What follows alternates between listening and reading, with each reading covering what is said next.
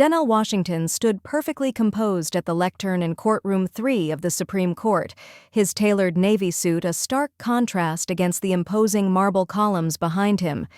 Just moments earlier, Chief Justice John Roberts had interrupted his oral argument with an unprecedented challenge.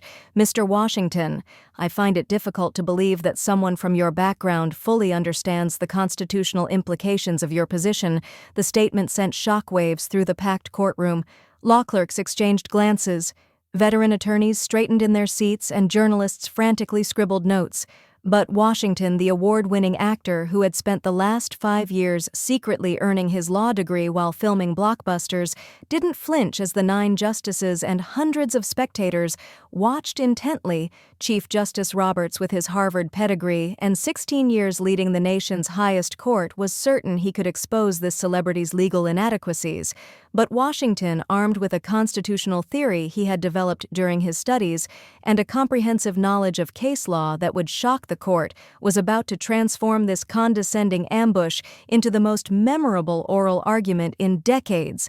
This wasn't just another Supreme Court hearing. It was Washington's moment to prove that brilliant legal minds can emerge from unexpected places and possibly change American constitutional interpretation forever. Before diving into this extraordinary legal showdown, make sure to like this video and subscribe to our channel so you won't miss our latest coverage of inspiring stories where preparation meets opportunity. The tension inside the Supreme Court had been building since the moment Denzel Washington's name appeared on the YIC docket 3 months earlier, when the renowned actor had filed an amicus brief in Henderson v. Department of Justice, a case involving civil forfeit laws disproportionately affecting minority communities.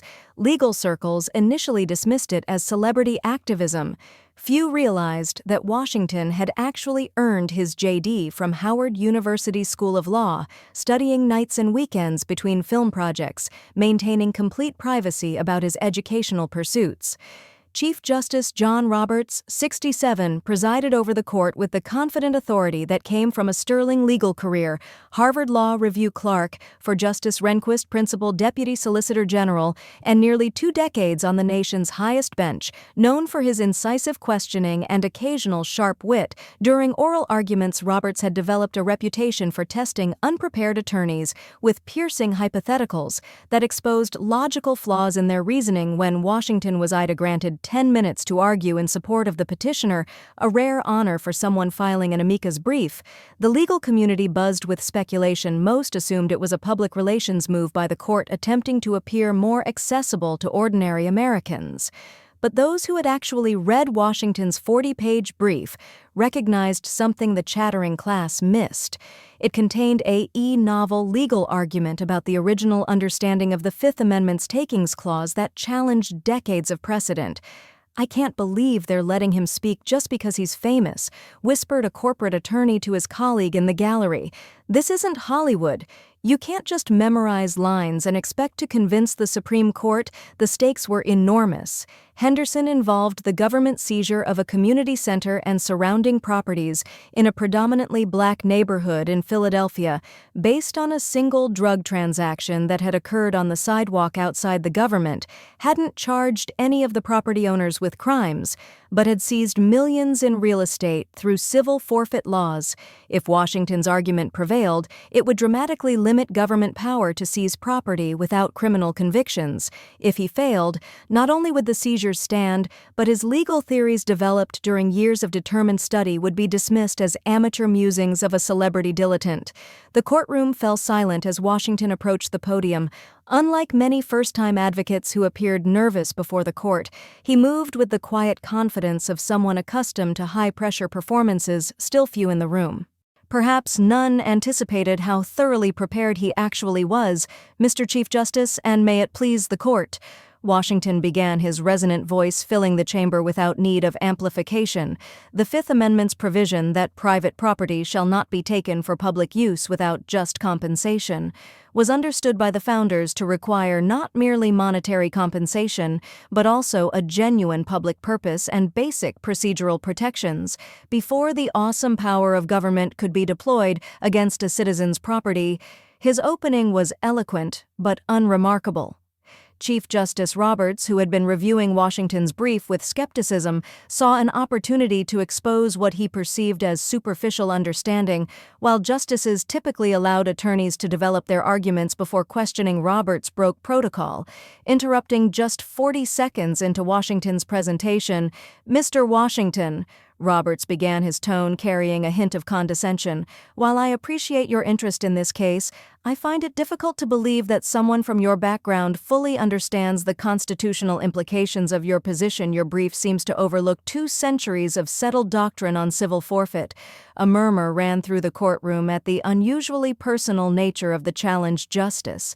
Sonia Stomaya shifted uncomfortably in her seat. Justice Elena Kagan frowned slightly. Washington paused, meeting the Chief Justice's gaze directly. Those who knew him recognized the calm that always preceded his most powerful performances. "Chief Justice Roberts," he replied evenly, "I believe my argument is consistent with the historical understanding of the Fifth Amendment as articulated by Justice Thomas in his concurrence in Timbs v. Indiana. But perhaps we should examine the textual and historical evidence together."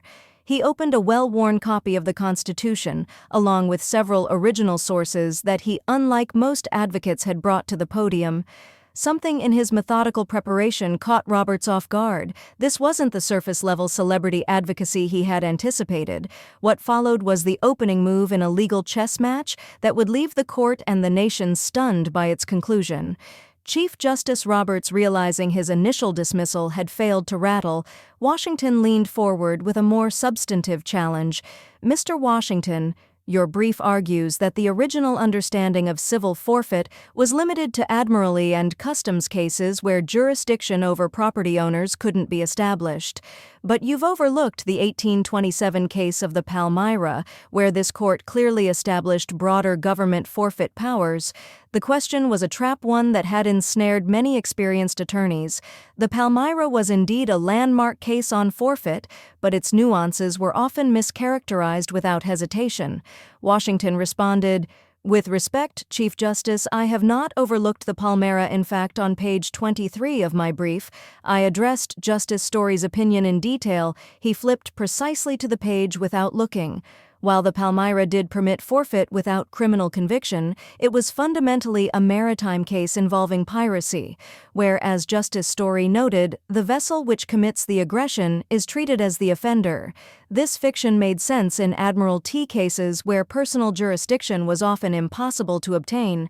Washington continued, his voice gaining momentum, but Justice Story never suggested this exception should become the rule for domestic civil forfeit against American citizens who are fully subject to the court's jurisdiction. In fact, I've traced every civil forfeit case decided by this court between 1789 and 1850, all 27 of them. Every single one involved either maritime seizures, customs violations, or piracy. Not one approved the type of land-based seizure from innocent owners that we see in Henderson. The courtroom fell silent. Washington wasn't just familiar with the Palmyra, he had conducted a comprehensive historical analysis that few scholars, let alone practicing attorneys, had ever attempted. Justice Samuel Alito, often sympathetic to law enforcement powers, jumped in. "That's an interesting historical observation, Mr. Washington. But how do you account for our more recent precedents in Embarrass v. Michigan? This court upheld the forfeit of a vehicle from an innocent owner." Justice Alito: "I believe Embarrass was wrongly decided," Washington replied. Drawing gasps from the gallery, directly challenging Supreme Court precedent was a bold move, and I'm not alone in that assessment. Justice Thomas, joined by Justice Ginsburg, despite their different jurist-credential approaches, dissented forcefully. More importantly, Embarrass created a tension in our jurisprudence that this case allows the court to resolve. Washington turned a page in his notes. Since Embarrass, this court decided Austin v. United States, holding that civil forfeit is subject to the excessive fines clause, and Timbs v. Indiana, incorporating that protection against the states. These cases recognize that civil forfeit is quasi-criminal in nature and must respect constitutional limitations. The dynamic in the courtroom was shifting perceptibly. Justices who had initially appeared skeptical were now engaged, several taking detailed notes. Court observers noted that Justice Clarence Thomas, who rarely speaks during oral arguments, was paying unusually close attention. Justice Brett Kavanaugh entered the fray. "Your historical argument is compelling, Mr. Washington, but there's a practical concern. Civil forfeit has become an important tool for law enforcement. Are you suggesting we should completely eliminate it?" "Not at all, Justice Kavanaugh." Washington replied, "I'm suggesting the court should restore civil forfeit to its historical boundaries. It remains perfectly appropriate in its traditional contexts, admiralty customs and cases where jurisdiction over the property owner cannot be established. But when the government can bring criminal charges against a property owner and chooses not to yet still seeks to take their property, both due process and the takings clause impose higher burdens." Chief Justice Roberts, clearly surprised by Washington's command of the subject, attempted a different approach. "Your brief cites several obscure founding-era cases from state courts that most scholars haven't discussed. How can we be confident these represent the mainstream understanding rather than outlier positions?" It was the kind of question designed to expose superficial research. Roberts suspected Washington might have cherry-picked convenient cases without broader context. Washington smiled slightly. This was the opening he had been waiting for. "I'm glad you asked about those cases. Chief Justice, far from being outliers, they represent a consistent pattern across multiple jurisdictions from memory." He proceeded to outline the facts and holdings of 8 state Supreme Court cases from the early Republic, explaining how they collectively demonstrated a narrow understanding of legitimate property seizures. Justice Elena Kagan, visibly impressed, interjected, "Mr. Washington, your historical research is remarkable. Did you work with a team of legal historians to prepare this argument?" For the first time, Washington showed a hint of personal pride. "No, Justice Kagan, while I certainly read the leading scholars, the primary research tracing these cases through the archives, examining the original documents, I conducted myself during my law school studies at Howard. And in the years since graduation, a buzz ran through the courtroom. Many there were learning for the first time that Washington's legal credentials were genuine." Chief Justice Roberts, whose earlier dismissiveness now seemed inappropriate, shifted uncomfortably. Justice Sotomayor seized the opening. "Mr. Washington, returning to the case at hand, how would your historical framework apply to the community center seized in Henderson, Washington?" Turned directly to address her Justice Sotomayor. "Under the original understanding, I've outlined the seizure in Henderson fails constitutional scrutiny on multiple grounds. First, a single drug transaction by a third party on a public sidewalk creates at most an tenuous connection to the property. Second, the government has made no attempt to prove the owners had knowledge of illegal activity. Third, the taking is grossly disproportionate to any harm caused." He paused, then delivered his most powerful point. "Perhaps most fundamentally, this seizure violates the public use requirement of the Fifth Amendment, civil forfeit that transfers property to general government funds, rather than remedying a specific harm cannot satisfy the public use test." As the founders understood it, as Washington's argument gained momentum, court officers discreetly extended his allotted time, a rare courtesy that signaled the justices' engagement. Chief Justice Roberts, now fully attentive, recognized that far from embarrassing Washington, he had inadvertently given him the perfect platform to demonstrate extraordinary legal acumen. The stakes had escalated far beyond the initial confrontation. What began as an attempt to put a celebrity in his place had transformed into a serious reconsideration of constitutional doctrine, and Washington wasn't finished, yet the atmosphere in the Supreme Court had transformed completely. What began as skepticism toward a celebrity advocate had evolved into a masterclass in constitutional interpretation that had captured the full attention of every justice. Washington's command of case law history and legal theory had surpassed that of many veteran Supreme Court litigators. Chief Justice Roberts, recognizing that his initial condescension had been not just inappropriate but embarrassingly misplaced, attempted to recover professional ground. "Mr. Washington, your historical analysis is certainly thorough, but I'm still troubled by practical implications.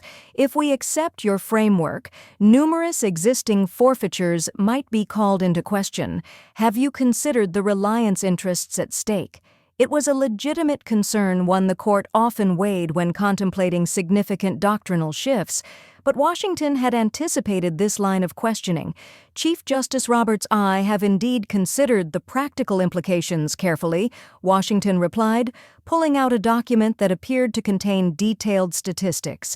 I've analyzed data from the Department of Justice's asset forfeit program over the past decade. Approximately 87% of current forfeitures would remain untouched under my proposed framework. Those involving unclaimed property customs violations and cases with criminal convictions. Washington turned a page in his notes. The only forfeitures that would be affected are precisely those that most offend our constitutional traditions. Seizures from innocent owners based on tenuous connections to alleged wrongdoing, often without any criminal charges filed.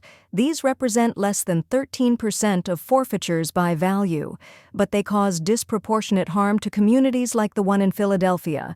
Affected by this case, Justice Amy Coney Barrett, who had been listening intently throughout, spoke up. Mr. Washington, your brief makes an interesting textual argument about the relationship between the Due Process Clause and the Takings Clause that I don't believe any scholar has previously developed. Could you elaborate on that? The question reflected genuine intellectual curiosity, a sign that Washington's arguments were being taken seriously at the highest level. Justice Barrett. Thank you for that question, Washington replied. While these clauses are typically analyzed separately, the historical evidence suggests the founders understood property protections holistically when government action deprives citizens of property without meaningful procedural protections. It implicates both clauses. He continued with growing confidence. James Madison, who drafted both protections, wrote extensively about the interconnection between procedural fairness and substantive property rights in a letter to Jefferson in 1788.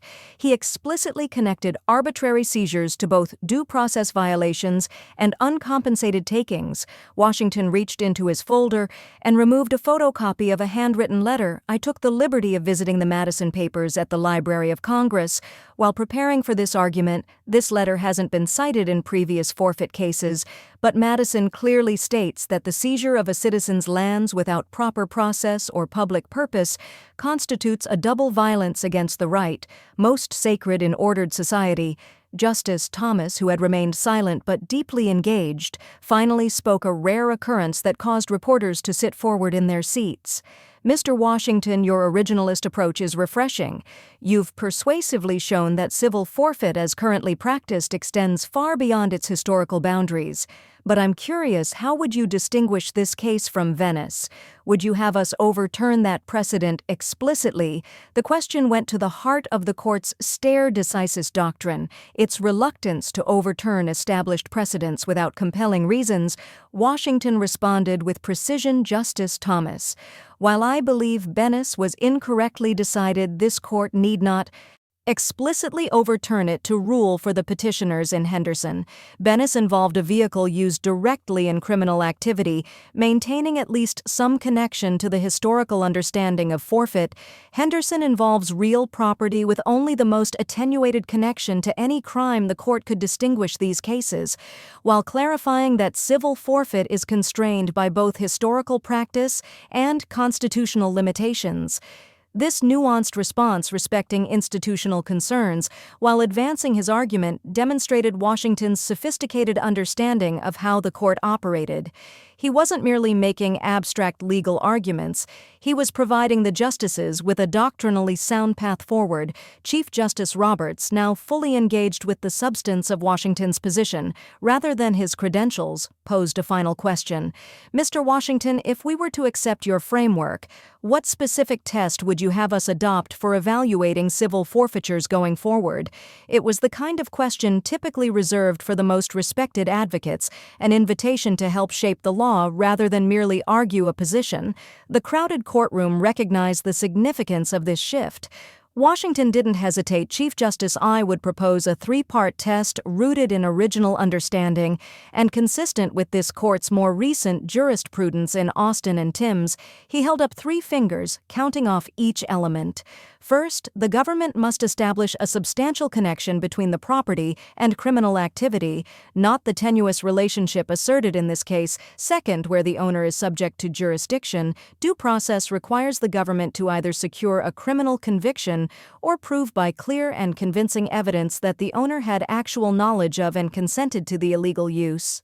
Third, the forfeit must satisfy the public use requirement by addressing the specific harm caused rather than simply generating revenue. Washington concluded with quiet authority. This approach honors constitutional text, aligns with historical practice, provides clear guidance to lower courts, and protects innocent Americans from one of the most severe exercises of government power, the taking of their homes, businesses, and community institutions without meaningful process. As Washington's allotted time expired, something extraordinary happened. Instead of the customary interruption by the Chief Justice announcing, "Your time has expired," there was a moment of complete silence in the courtroom. Several justices were still taking notes, others sat back, visibly processing what they had heard. Finally, Chief Justice Roberts spoke, his tone markedly different from his initial intervention. "Thank you, Mr. Washington. Your argument has been exceptionally informative." The simple acknowledgement carried unmistakable subtext, a recognition that Roberts' attempt to embarrass Washington had backfired completely, instead revealing a legal mind of remarkable capacity and preparation. As Washington gathered his materials and returned to his seat, the government's attorney approached the podium, looking visibly shaken. The dynamic of the case had shifted fundamentally. What began as a routine defense of government power had transformed into an uphill battle against a constitutional framework that had resonated with justices across the ideological spectrum. Legal reporters in the courtroom immediately recognized they were witnessing a historic argument, one that might reshape constitutional doctrine, while also challenging assumptions about who belongs in the legal profession's most prestigious venues. The aftermath of what quickly became known as the Washington argument spread through legal and cultural circles with unprecedented speed. Within hours, law professors were assigning the oral argument transcript to their students. Constitutional scholars from across the ideological spectrum weighed in, many expressing surprise and admiration for the depth of Washington's analysis. CNN legal analyst Jeffrey Toobin delivered perhaps the most succinct assessment: "I've covered the Supreme Court for over 20 years, and I've never seen anything quite like this." Denzel Washington didn't just hold his own against the Chief Justice. He delivered what may be the most compelling originalist argument against civil forfeit ever presented to the court. The following morning, hashtags like legal scholar Denzel and Darcy. Denzel teaches the chief trended across social media platforms. Clips of Washington citing obscure Madison letters and reciting early American case law from memory circulated widely, garnering millions of views. A generation raised on Washington's film performances discovered a new dimension to their admiration.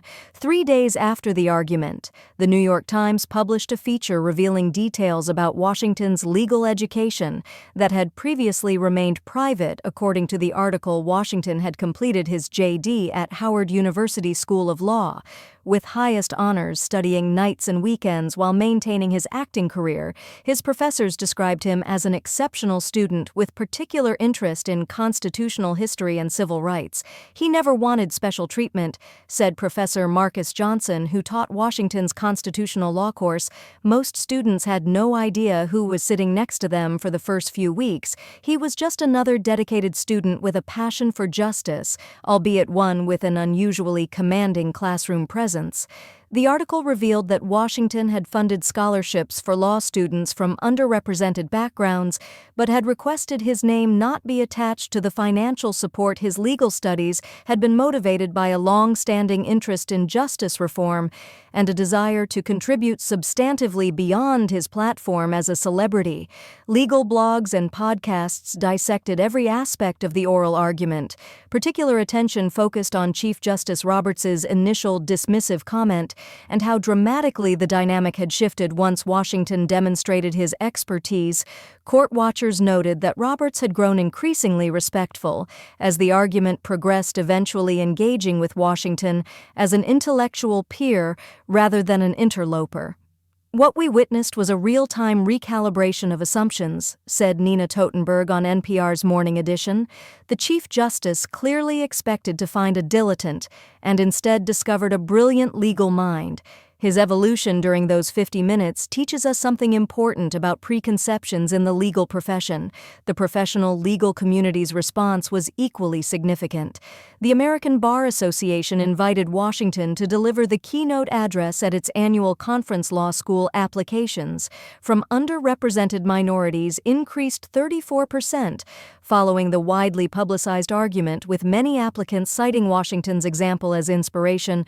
Washington himself maintained characteristic humility in his limited public comments.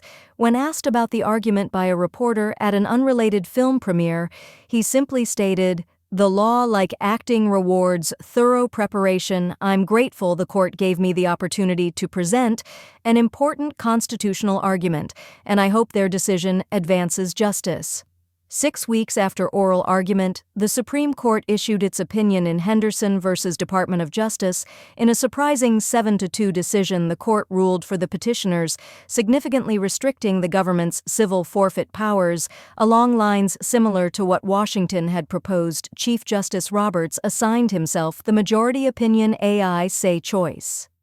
Many court observers interpreted as a gracious acknowledgement of his initial misjudgment. Roberts wrote, "After careful consideration of the historical record and constitutional text, we conclude that civil forfeit as currently practiced has expanded far beyond its original boundaries.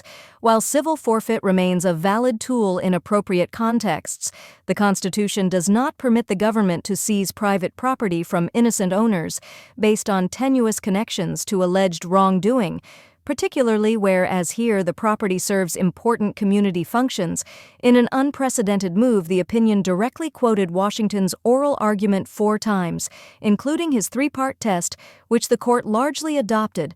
A footnote specifically commended counsel for amicus curiae for exceptionally thorough historical research that illuminated founding-era understandings of property protections. Justice Thomas wrote a concurring opinion that went even further, calling for a complete re-examination of civil forfeit doctrine in light of original understanding. Justice Sotomayor's concurrence emphasized the disproportionate impact of forfeit practices on disadvantaged communities, citing statistics Washington had provided during argument.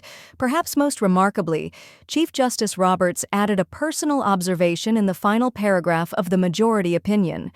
"This case reminds us that legal wisdom can come from unexpected sources, and that our system of justice is strengthened when diverse voices and perspectives are fully heard." The court benefited greatly from the thorough advocacy and historical insights provided by all who participated in this important case. The practical impact of the decision was immediate and far-reaching. Within months, several states reformed their civil forfeit laws to comply with the new constitutional framework. Property worth millions was returned to community organizations and innocent owners who had been caught in aggressive forfeit operations. Law enforcement agencies began focusing on forfeitures tied to actual convictions rather than pursuing the more tenuous claims that had become common for Washington personally. The experience opened a new chapter in his already distinguished career. While he continued his work as an actor and director, he also established the Washington Justice Initiative, a nonprofit organization providing legal representation to communities affected by civil forfeit and related property rights issues.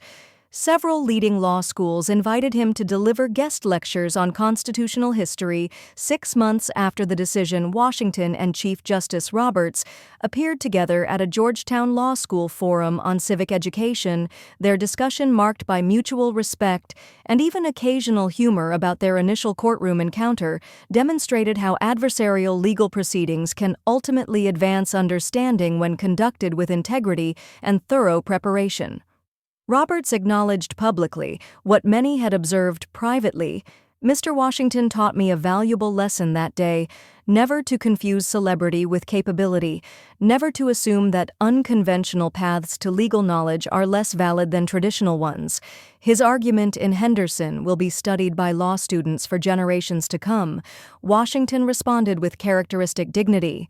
"The beauty of our legal system, when it functions as intended, is that arguments stand or fall on their merits, not on the identity of those who make them." I'm grateful the court was willing to engage seriously with the constitutional issues in Henderson, regardless of the unusual messenger who brought them. The exchange, widely shared across social media and featured in law school orientation materials, became a powerful symbol of how preconceptions can be overcome through preparation, perseverance, and the courage to speak truth to power in classrooms, courtrooms, and public discourse across America. The story of how a Hollywood icon humbled the Chief Justice, not through celebrity, but through scholarly excellence, became a modern parable about judgment, opportunity, and the ongoing American struggle to create a legal system where ideas truly matter more than identity.